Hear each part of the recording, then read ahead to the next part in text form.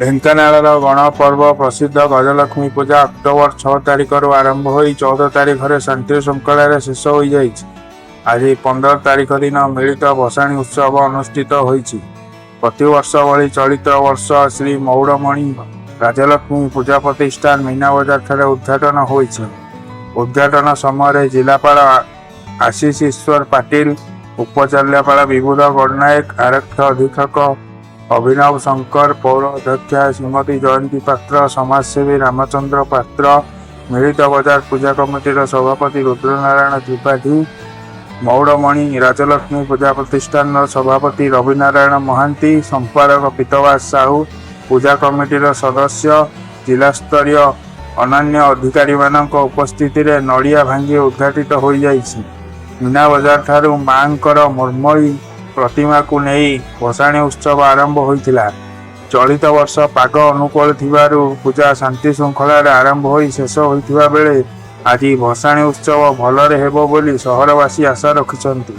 ଢେଙ୍କାନାଳ ଗଜଲକ୍ଷ୍ମୀ ପୂଜା ସହ ଭସାଣୀ ଉତ୍ସବ ମଧ୍ୟ ନିଆରା, ସେଥିପାଇଁ ଶ୍ରଦ୍ଧାଳୁମାନଙ୍କ ସମାଗମ ଜମୁଛି। ବିଭିନ୍ନ ବାଦ୍ୟଯନ୍ତ୍ର ଓ ନାଚ ଗୀତରେ ସହର ପ୍ରକମ୍ପିତ ଓ ଉତ୍ସବ ମୁଖର ହୋଇ ଉଠିଛି।